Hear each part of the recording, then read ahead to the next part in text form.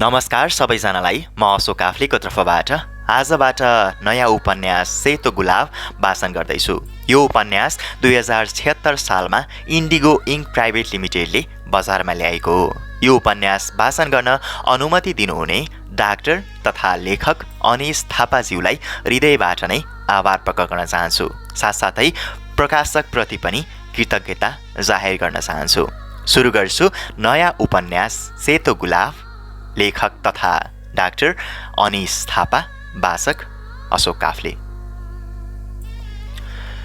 जीवन जिउँदै गर्दा हर व्यक्ति जिन्दगी नामको खेलबाट विजयी भएर निस्कन्छन् भन्ने हुँदैन। खारिँदै र निख्रिँदैमा कतिपय जीवनमा हार्छन्, कतिपय जीवनमा सफल हुन्छन्, कति यतिकैमा थाक्छन्, रोकिन्छन् र हराउँछन्, कति भने घिस्रिँदै घिस्रिँदै अगाडि बढेका हुन्छन् केवल दिनचर्या निभाउने बहानामा। करिब 20 वर्ष अगाडि सुयोनाले पाइला राखेको गाउँको पर्यावरण लोभलाग्दो गरी परिवर्तन भएको छ। सानो गाउँ अहिले गाउँ रहेन। त्यो बेला बटुवाका पैतालाबाट फुङ्ग उड्ने धुलोले घरका छानाहरू छोपिने गर्थे। सडकमा दैनिकीका कति हरफ त सुयोनाका पश्चापले पनि कोरिने गर्थे। बरपिपलका हाँगामा पिङ खेल्दै रमाउने न्याउलीको बेग्लै उपस्थिति हुने गर्थ्यो। केही खेतबारी पहाडको काखमा मस्स सुतेर हावा खाइरहेका हुन्थे। रातमा जुनकिरी सम्किँदै आएर घरका दैलामा विश्राम गर्थे। अहिले मानिसहरू फरारी र BMW यात्रा गर्दै उक्त ठाउँ छिजोलेर नजिकैको अर्को सहर पुग्छन्। खेतबारी भव्य भवनहरूले भरिएका छन्। ल्याम्पपोस्टले रातभर उज्यालो छरिरहेका हुन्छन्। कल कारखानामा राति अबेरसम्म कामदारहरू गफ गरेको सुन्न सकिन्छ। सुयोनाको पुरानो झुपडी भने उस्तै छ, बगैँचा उस्तै छ। बिग्रेको र भत्केको भाग बाहेक अन्य केही परिवर्तन भएको छैन।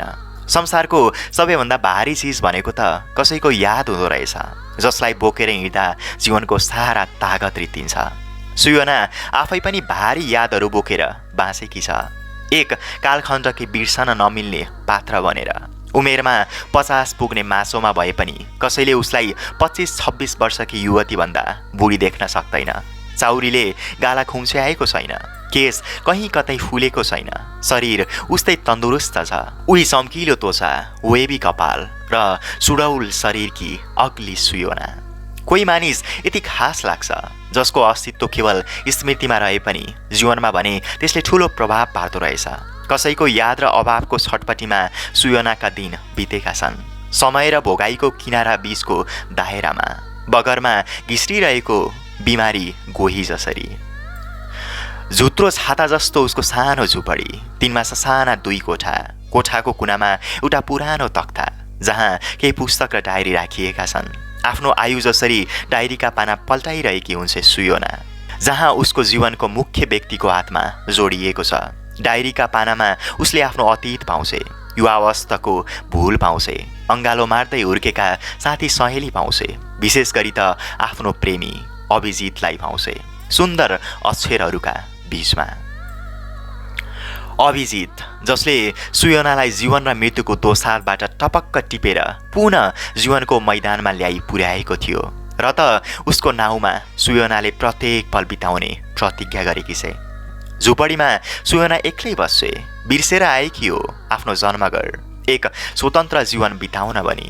यद्यपि उसले महसुस गर्दै आएकी छ आमा नभएको घर छानो बिनाको घर जस्तै हुँदो रहेछ, जहाँबाट हावाले पनि खुसी उडाएर लैजाँदो रहेछ। बाबा बिनाको घर पिल्लर बिनाको घर जस्तै हुँदो रहेछ, जहाँ भूकम्पको हलचलले पनि सुरक्षाको अस्तित्वलाई झुरो बनाइदिन्छ। पाहुना नआउने घर झ्यालडोका बिनाको घर जस्तै हुँदो रहेछ, जहाँ शान्ति पनि भित्र पस्न अल्छी मान्दै तर्किने रहेछ। त्यो रित्तोपना पूर्ति गर्न बनाएकी से सुन्दर बगैँचा, जहाँ अन्य प्रजातिका फुलसँगै सेतो गुलाब ढकमक्क फुलेका छन्। प्राय सुयोना आफ्नो बिहानी प्रहर रातो रङको कुर्सीमा बसेर अखबार पढ्दै चियाको चुस्कीमा बिताउने गर्छे। घरिघरि बगैँचामा आउने माहुरी र भमराको फुलसँग परेको प्रेमलाई मस्ससँग गहिरिएर हेर्छे। बिहानी ढल्किने क्रममा हाते झोला बोकेर सेतो सारीमा विद्यालय प्रस्थान गर्छे। आज आइतबार छुट्टीको दिन, बर्खेझरी भर्खरै थामिएको छ, घाम भने आकाशमै ओसिएर बिलाएको छ। सुयोना आफ्नै कोठाको झ्यालबाट मन्द गतिमा चलेको हावा खाएर बसेकी छ। बगैँचामा सेतो गुलाबका पत्रबाट तप्प तप्प पानी सुहिरहेका छन्। लाग्छ त्यहाँ फुल रोइरहेछ। फुलमा टोलाइरहने आँखा पारेर सुयोना विगत निहाल्न डायरी खोलेकी छ।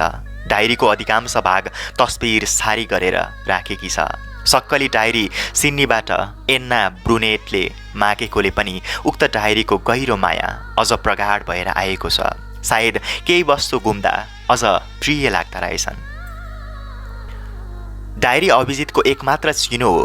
अभिजित आफैमा लेखक भएकाले पनि डायरी औपन्यासिक तवरमा लेखिएको छ। सुयोना डायरीलाई छातीमा राखेर कल्पना गर्छे। भित्र लेखिएका प्रत्येक हरफ र तिनको भावना उसले मजासँग बुझेकी छ। त्यसमा एउटा सुन्दर कथा कोरिएको छ। प्रेमको सागरमा तैरिरहेका प्रेमीको सजीव कहानी लेखिएको छ। सम्पादन गरिकन एन्नाले त्यसलाई छपाउन लागेकी छ। सिडनीको चर्चित अवार्ड विजेता अभिजित खड्काको नाउँमा। भन्छन् तकदिर कोरिदिने अर्कै हुन्छ। अर्काले कोरिदिएको तकदिर कस्तो हुन्छ? बालुवामा कोरिएको नामलाई पानीको बेलले मेटाए चाहिँ सायद तकदिर पनि कुनै दिन मेटिन्छ होला। तकदिर मेटिए पनि केही चिज भने दिलदेखि मेटाउन सकिन्न। प्राय मानिसहरू दुई कुरादेखि ग्रसित हुन्छन्, एक सपना र दुई यथार्थ। सपना पूरा गर्न मानिसले तकदिरको भरोसा गर्छ र यथार्थ हुनुमा तकदिरलाई नै बढी विश्वास गर्छ। मेटाउन मिल्ने इरेजर पाउने भए नाम एउटा म पनि अवश्य मेटाउँदो।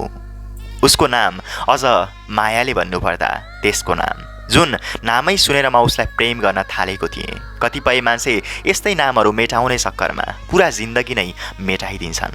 जिन्दगी मेटाउन हिँडेको एक यात्रीको डायरीबाट।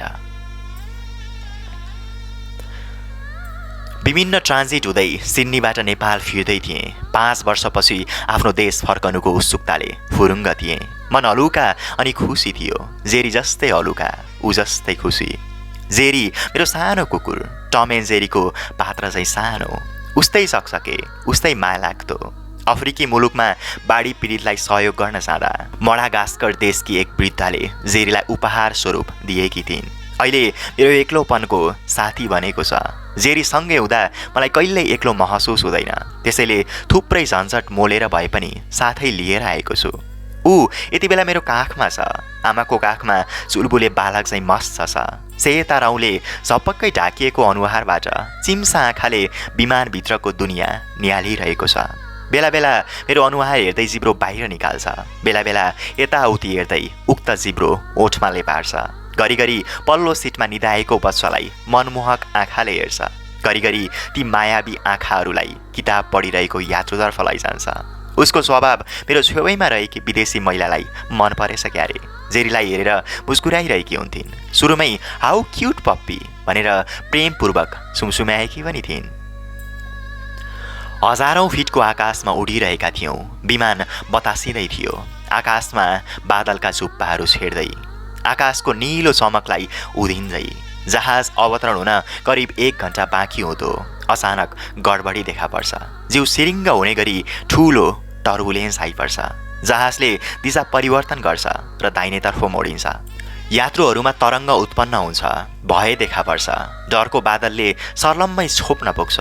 चिच्याउन थाल्छन् कति त, कतिका आँखा सिमसार चाहिँ ओसिला भन्न पुग्छन्। मेरो छेउकी महिला रुन सुरु गरिसकेकी थिइन्। उनी कुममा टाँसिने गरी आइन्। उनले लगाएको ह्याटले मेरो घाँटी छुन आइपुग्छ। झ्याल बाहिरको कालो बादलको डिस्कोतिर नजर पुर्याएकी छिन्। चस्मा मिलाउँदै अनुहार बिगारिन्। उनका हात लगलगी कामिरहेका छन्। शरीर र खुट्टाले हातको गतिलाई पछ्याउन थाल्छन्। लौन के हो यस्तो? कसैले काँपेको आवाज निकालेको सुन्छु। What the hell is going on? पढ्दै गरेको किताबलाई काखमा राखेर अर्को कोही बोल्छ। यस्तैमा जहाजकै कोल्टे पर्छ। ह्याटले मेरो घाँटीमा जोरसँग रगट्न आइपुग्छ। मनले धैर्यता गुमाउन आँटेको हुन्छ।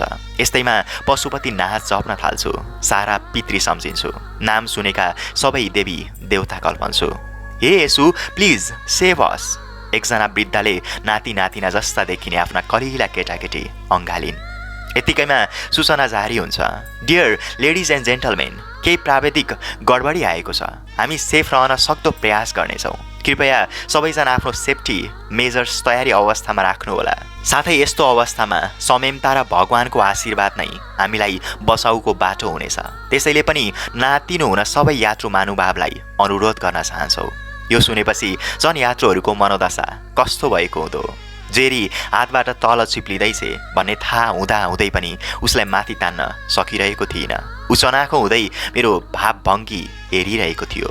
जब सासले मृत्युको सङ्घार देख्न थाल्छ तब आशले मात्र जीवन देख्दो रहेछ। सासको गति क्रमशः बढ्दै गइरहेको थियो। तमिलिँदै गएर नजर फुङ्ग उड्न पुग्छ। आफ्नो जीवनप्रति गरेका हरेक असन्तुष्टिलाई चटक्कै बिर्सन्छु। केवल जीवनप्रति गहिरो माया लागेर आउँछ। सांसारिक मोहले लतपतिएको मनले यति बेला भने प्राणको मात्र विकल्प खोजिरहेको छ। म सबैभन्दा डराएको जीवनको पहिलो पल यही हो र कहानी यहीँबाट सुरु गर्छु। किनकि हर मानिसको जीवन डरबाट सुरु हुन्छ।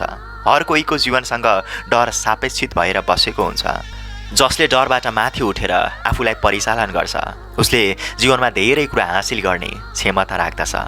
आजसम्मको सङ्घर्षमा मेरो निम्ति डरले फाइदा नोक्सानी दुवैको करिब बराबर हिसाब राखेको छ। जिन्दगीको गाडी थुप्रै ठाउँमा दुर्घटना भए पनि हुइकिन छोडेको छैन। यो अन्तिम लागेको घटनाबाट पनि पुनः जीवनमा फर्कने मौका पाएँ र यसरी नै फेरिने प्रत्येक सासलाई अवसरको रूपमा लिन भएको छु।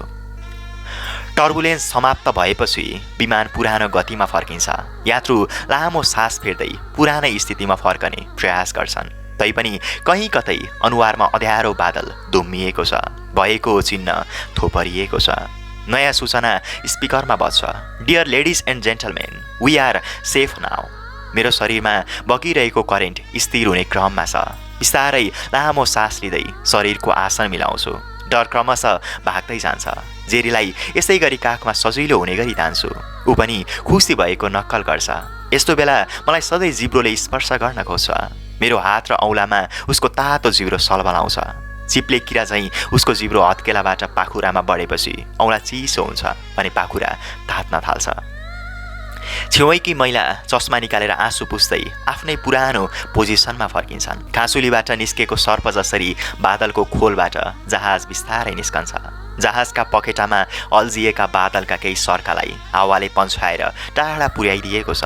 आकाशको परिदृश्य निलो देखिन्छ। तलको दृश्य निहाल्छु। हरियो जङ्गल सकिन्छ। रङ्गीसङ्गी घरहरूको जङ्गलमा नजर प्रवेश गर्छ। काठमाडौँको कङ्क्रिटमा आँखा पुग्छ। बिस्तारै त्यो फैलिँदै जान्छ। नागबेली जस्ता सडक क्रमशः देखिन थाल्छन्। सुन्तले घामले रङ्गिएको आकाश र त्यसैको कोलाजमा बत्तिँदै उडेका पन्छीहरूको दृश्यले आँखालाई शान्त पारेर उतैतिर खिचिरहेका छन्। मनमा प्रचुर उमङ्ग हावी भइरहेको छ। प्रेमको सहयात्रामा निस्कदाको हर्ष विभोर मन जस्तै अब त आइहालियो भन्ने लाग्यो। एक प्रकारको खुसी सलबलाउँदै आउँछ। घामको स्पर्शले हिउँ पग्लिएर बग्न सुरु भएको पानी जस्तै खुसीको मात्रा बढ्दै जान्छ। यदि खुसी पानी हुन्थ्यो त यति बेला एउटा शान्त तलाउ बनेको भान हुन्छ मनमा। बाख्राका कलिला पाठा सौरमा उफ्रिँदै आए जस्तै मनभित्रभित्रै उफ्रिरहेको छ। जीवनले आफूलाई दिएको चुम्बन, आफूले जीवनलाई दिएको कसिलो अङ्गालो, भगवानले पहिलो पटक सुनिदिएको यस पुकारले नसामा लट्ठिए चाहिँ भएको छु। कुनै मदिरा र चुरोटको नसाले दिने आनन्दभन्दा यसमा बढी मजा थियो। साँझ पर्ने बेला भएको छ। केही बेरमा पिच सडकलाई नाङ्गो पाइतालाले कुल्चिए चाहिँ जहाजले सहरको छरिएको बिस्तारालाई कुल्चिन जाँदै थियो। त्रिभुवन अन्तर्राष्ट्रिय विमानस्थलको सपाट भुइँलाई छोइ नसक्दै मधुरो घामले अन्तिम चुम्बन दिन्छ। जहाजले हावाको राज्य छोडेर जमिनमा विश्राम लिन्छ। खुम्सिएका अनुहार तङ्ग्रिँदै उठ्छन्। म जस्तै उनीहरू पनि गल्ली नाप्दै ढोकासम्म पुग्छन्। एयर होस्टेसले गरेका विदाईका हात र मुस्कान दिएका ओठलाई धन्यवाद दिँदै यात्रु बाहिर निस्कन्छन्। नाकमा पर्फ्युम र मेकअपको बास्ना बोकेर मिठो हावा नासिरहेको छ। यस्तैमा समय ढल्किन्छ। समयसँगै मुड पनि बदलिँदै जान्छ। अघिसम्म देखिने घाम हराइसकेको छ। सुन्तले आकाश रङ बदलेर कालो बनेको छ। रङ बदलेको आकाश रित्तो भएको छ। अघिसम्म उडिरहेका चरी छैनन्। आकाशको रित्तोपना मनले महसुस गरेको छ। मन पनि रित्तो बनिदिन्छ। अघिसम्मको रौनक हराइसकेको छ। अन्धकारले लपेट्ने बेला नोस्टाल्जियाले एकाएक समाउन थाल्छ। पछाडिबाट आई कसैले एक्कासी आँखा छोपिदिँदै चाहिँ डायरीमा कतै लेखेको हरफ सम्झिन्छु। सायद 6-7 वर्ष पहिले लेखेको हुनुपर्छ। आजको आकाश अनि यो मन उस्तै भएको छ। मतलब यो होइन कि मेरो मन आकाश जस्तै ठुलो भएको छ। आज आकाशमा तारा छैनन्, आकाश रित्तो छ। रित्तो चिजमा धेरै कुरा अड्छन् भन्ने सुनेको। तिमीले पनि सानी हुँदा रित्तो खल्तीमा कति धेरै चक्लेट बोकेर हिँड्थ्यौ होला। रित्तो झोलामा कति धेरै कापी किताब बोक्यौ होला। मन मात्र यस्तो चिज रहेछ जुन रित्तो हुँदा केही अट्दैन। तिमी नअटाएको यो मन रित्तो छ, वा हुन सक्छ रित्तो मनमा तिमी नअटाएकी औली। जस्तो कि रित्तो मन्दिरमा भगवान बस्दैनन् रे, त्यसैले त महँगा महँगा मूर्ति बनाइन्छ होला। हजारौं ताराहरूको संयोजनमा एउटा विशाल पानको पात बनाइदिउ चाहिँ लाग्छ। तर आकाश रित्तो छ, मेरो मन जस्तै, भगवान नबस्ने मन्दिर जस्तै। ट्याक्सी चालकहरू आएर कहाँ जाने भन्दै सोधिरहन्छन्। म भने उनीहरूको उत्तर समेत नदिएर साथी निरको प्रतीक्षामा बस्छु। निर अधिकारी एकदमै सरल व्यक्तित्व, मेरो अनन्य मित्र जो मेरो भावना सहजै बुझ्छ। साथीमा ऊ जस्तो सायद बिरालै भेटिन्छ। हाम्रो मित्रताको सुरुवात कक्षा 8 देखि भएको थियो। उसले नै हो मलाई जीवन जिउन सिकाएको। ऊ आफूले जे चिज पाऊँ भन्ने सोचेको हुन्छ, त्यो मलाई पनि मिलोस् भनेर कामना गरेको हुन्छ। उसँग आज करिब 5 वर्षपछि भेट्दैछु।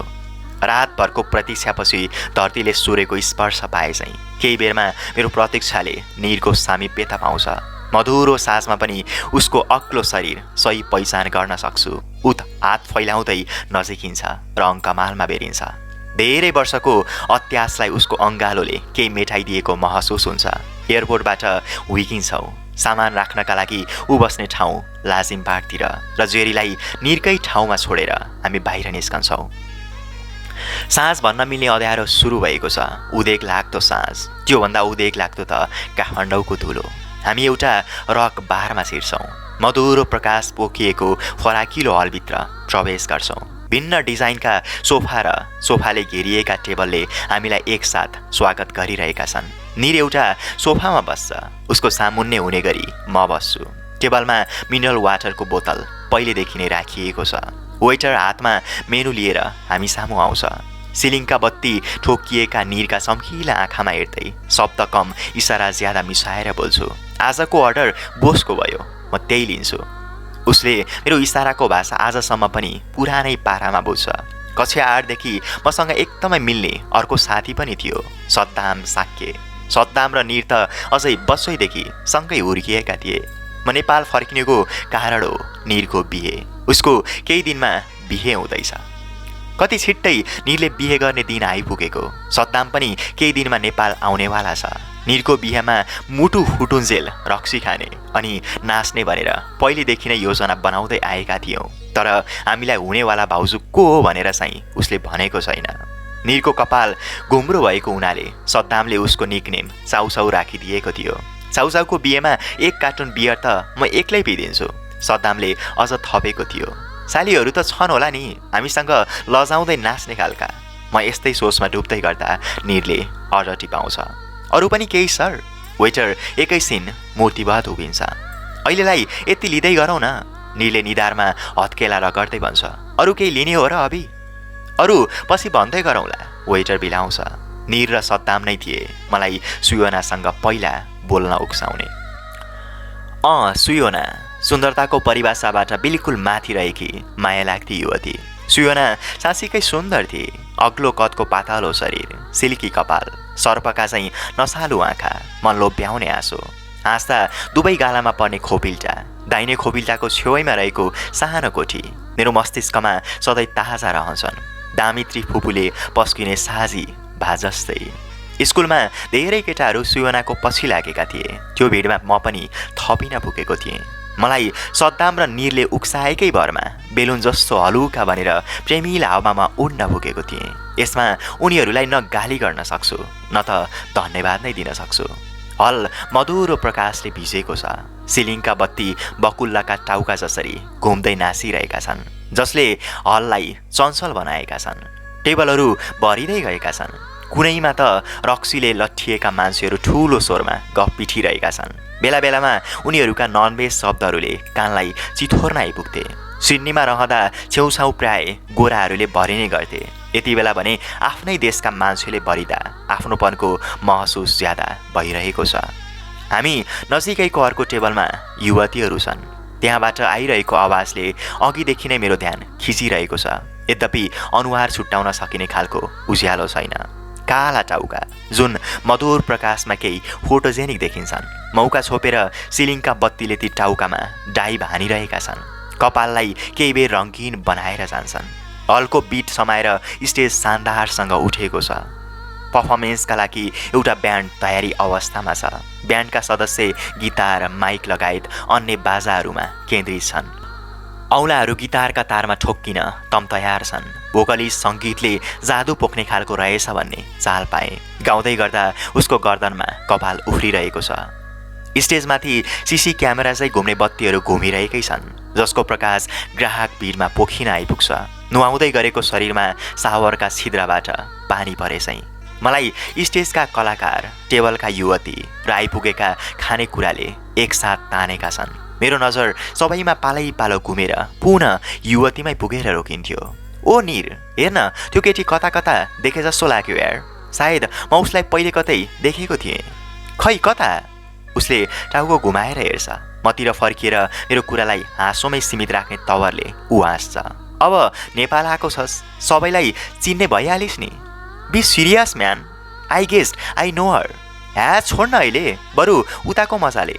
निर सङ्गीतको तालमा टाउको हल्लाउँदैछ। हल तातिरहेको छ। मेरो आँखाको केही फुट सिधा अगाडि रङ्गीन भित्तो छ। त्यसमा कोरिएको मारियोनाको चित्रले मलाई सिडनीको एउटा बार सम्झायो, जहाँ प्राय प्रत्येक विकेन्डमा एन्ना र म जाने गर्थ्यौँ। एन्ना ब्रुनेट, जसको कारणले म अहिले यो अवस्थामा छु भन्न करै लाग्छ। भर्खर पो सम्झिएँ। एन्नालाई त म नेपाल पुगेँ भनेर म्यासेज गर्न पनि भुलेछु। मोबाइल निकालेर म्यासेज गर्छु। खल्तीमा मोबाइल राखिसकेपछि पुनः आँखा भित्तामा सलबलाउन थाल्छन्। चित्रमा मेटालिका, एसीडीसी ब्यान्डका लोगोहरू स्पष्ट देखिएका छन्। मान्छेको खप्पर र हड्डी जसले खतराको सङ्केत जनाउँछ, त्यसलाई पनि लोभलाग्दो किसिमले उतारिएको छ। कालो क्यानभासमा खप्परको चित्र चुपचाप अडिएको छ। टाउको घुमाउँदै जाँदा बब मार्लीको एक्लो तस्बिर हाँसिरहेको देखेँ, जहाँ स्टेजबाट घङ्किरहेको गीत र हुक्काको धुवाले सामूहिक स्पर्श गरिरहेका छन्। स्टेजको छेउमा एउटा ढोका छ, जहाँबाट केही युवा युवती ओहोर दोहोर गरिरहेका छन्। फर्की फर्की नहेर मलाई तिमी भने गीत बजिरहेको छ। ख्याल गरेर हेर्दा गायकका घाँटीका नसा फुलेका छन्। प्रकाशमा ती नसा निला देखिन्छन्। भित्रको रगत देखिन्थ्यो भने त्यो पनि निलै देखिदो। टाढा कतै बगिरहेको नदी जस्तै खुट्टाको जर्नीलाई लक्साउँदै उसले हाई नोटमा गीत तान्दा मेरो नजर भने उही युवतीको वरिपरि नासिरहेको छ। यस्तैमा बित्यो 1 घन्टा। रित्यो बोतल, थपिए अन्य अर्डरका खानेकुरा। अब त भन् भाउजूको नाम। त्यो त तिमीहरूलाई सरप्राइज हो केटा, उसले भन्यो। जनता जाँदा थाहा पाइहाल्छस् नि, के हतार गर्छस्? अझै पनि गोफे राख्छस् त? गिफ्ट सरप्राइजमा खोल्दा जति मजा आउँछ नि, सुरुमै त्यो बारे थाहा भए त्यति मजा आउँथ्यो त। धेरै सरप्राइजका कुरा नगरी भन्न हे, मैले कर गर्छु। ऊ हाँसे जस्तो मात्र गर्छ, तर केही नबोली। फेरि बोल्छु, कसम खाएर भन् त धारणा साँच्चै होइन? होइन, किन? के भयो नि उसँग? भन्छन् तकदिर कोरिदिने अर्कै हुन्छ, अर्काले कोरिदिएको तकदिर कस्तो हुन्छ? भो डाइलग नछाड, बरु भन्न के, कति सस्पेन्स राख्छस्? अझै थप्छु, सद्दामले जसरी पनि सोधेर खबर गर भनेको छ, धैर्य गर्न भन्न उसलाई पनि। निर बोल्दा सानो पस लिँदै चिकन क्रिस्पी टोकिरहेको हुन्थ्यो। म सलादलाई हातमा लिएर यत्तिकै सलाउँदै थिएँ। उसले केही बोल्ने भावमा मेरो आँखामा एकछिन हेऱ्यो, तर पनि केही बोलेन। नजर अन्तै मोड्यो। उसको यो इसारा भने मैले बुझिनँ। गीत बजिरहँदा हामी बोलेको भने केही सुनिँदैन थियो, यतिसम्म कि मैले बोलेको कति कुरा त म आफैले बुझेको थिइनँ। न्यापकिनमा लेखेर एउटा गीत फरमाइस गरेँ। त्यो गीत बज्दै गर्दा उक्त युवतीले मतर्फ चिनेझै नजरले हेरी। गीत सकिसकेपछि निर बरन्डा निस्किने ढोकातिर बढ्यो। मैले उसलाई पछ्याएँ। बाहिर बरन्डामा चुरोट खानेहरूको भिड छ। भित्र बजिरहेको आवाज त्यति मजासँग सुनिएको छैन। धुवाँले रङमङ्गिएको उक्त ठाउँबाट तलको सडक स्पष्ट देख्न सकिन्छ। ट्याक्सी, कार, बाइक आदि हतार हतारमा कुदिरहेका छन्। निरले सुरोड सल्कायो, धुवाँ तानेर छोड्यो। जुनेली प्रकाशमा धुवाँ पातलो झिल्ली जस्तो देखियो। एक कुना तन्किँदै गएर त्यो धागोको त्यान्द्रो जस्तो बन्छ, पछि छुडिएर त्यो हावामा उड्छ। त्यहाँ केही पुरुषबीच दुई स्त्री धुवाँसँग रमाएका छन्। यति नै बेला अर्की युवतीको खाइलाग्दो फिगर ढोकाबाट बाहिर निस्कन्छ। यसो ख्याल गरेर हेर्दा अघि टेबलकी युवती भन्ने ठम्याए। निर भने चुरोट तान्नमै मग्न छ। अनि तैँले थाहा पाइस् त सद्दामले गाँजा खान छोडेछ नि? निरले भन्यो। खै मसँग पनि त्यही कुरा गर्थ्यो, तर मैले चाहिँ पत्याइन। त्यसैमा जोडेँ। के भयो, फोक्सो स्याचुरेट भयो क्या हो स्मोकले? होइन, लास्टै फिलोसोफी दिइरहेको थियो। तँलाई भनेन? विलले मलाई यहाँसम्म आइपुग्न धेरै सहयोग गर्यो, तर मैले यसलाई केही दिन सकिनँ रे। हामी दुवैजना हाँस्यौँ। विललाई जति बुझ्न खोज्यो उति कम्प्लेक्स रहेछ यार भन्दै थियो अझ। निरले थप्यो। मेरो ध्यान भने उही युवतीले खिसिरहेकी थिए। आखिर यो को? पहिले कता देखेको हुँ? अनुहार हेरेँ। जुनेली प्रकाश भए पनि मान्छे चिन्न नसकिने अँध्यारो थियो। उसमा सल्बलाउन लालायित नजर थुतेर आँखामै हाल्छु अनि निरलाई भन्छु, धेरैमा आउँदा त यो ठाउँ कति परिवर्तन भएछ। कुन ठाउँ? यो रेस्टुरेन्ट के त? ए उफिस हाँस्यो। बाँकी चुरोट मलाई थमाउँदै भन्यो, अनि के देश चाहिँ परिवर्तन भए जस्तो लागेन? त्यो त पछि नाति नातिलाले भन्ने कुरा हो। चुरोटको एक सर्को तानेपछि धुवाँ छोड्दै भन्छु र पुरानै कुरातर्फ जोडिन्छु। म यो रेस्टुरेन्टमा पहिला पनि एक दुई पटक आएको थिएँ। खोइ हामीलाई त कहिले भनिनस्? एक्लै कि सुयोनासँग? एक्लै पनि सुयोनासँग पनि। सुयोना शब्द उच्चारण गर्दा भने मेरो आवाजको भोल्युम डिजेले स्लाइड गरेर मधुरो पारे जस्तो सुनिएको थियो। ए हामी यहाँ आउनुको रहस्य यो पो हो, उसले भन्यो। तल सडकमा ट्याङ्कर गुडेको आवाज सुनियो। चुरोटको ठुटो जुत्ताले कुल्चिँदै उतैतिर हेरेँ। ट्याङ्करको पछिल्लो भागबाट पानीले पिचकारी मारिरहेको थियो। पोलमा बलेका बत्तीको प्रकाशमा त्यो इन्द्रेणी जस्तो देखिएको थियो। त्यसको फोटो आँखामा भिजेर स्प्लास गरेँ। यस्तो दृश्य ठिक एक चट्टानमा पानी परेर उछिटिँदा देख्न सकिन्छ। उक्त दृश्यले मलाई 7 वर्ष अघिको सुन्दरी जल डोर्याएर लैजान्छ। यसरी पुराना दिनको सम्झनाले नोस्टाल्जिक हुँदै थिएँ। ओ हिरो, शरीर यहाँ, दिमाग चाहिँ कता नि? निरले झस्कायो। पुराना दिन सम्झिए के भने त उही विगत।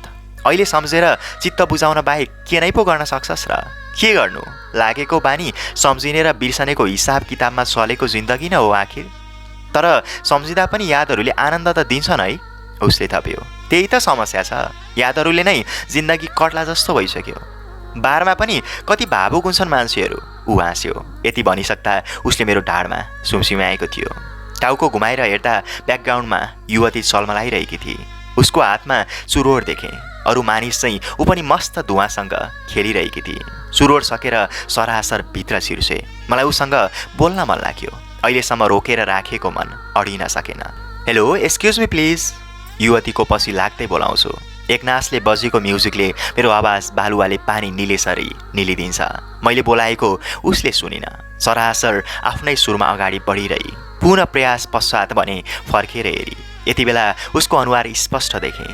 पक्कै यो त चिनेको अनुहार हो। प्रकाशको निलो रङ उसको अनुहारमा छापिएको छ, जसले त्यो आश्चर्यचकित मुहारलाई अझ तेज बनाइदिएको छ।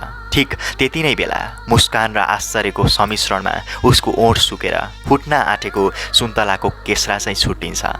सेतो दाँत पनि निलै देखिन्छन्। अझ विश्वास नलागेर उसको देब्रे हातको पाखुरा हेर्ने अनुमति मागे। त्यहाँ उनिउको ट्याटु खोपिएको पाएपछि बल्ल आफैलाई विश्वास भयो, ऊ रेनेसा नै रहेछ।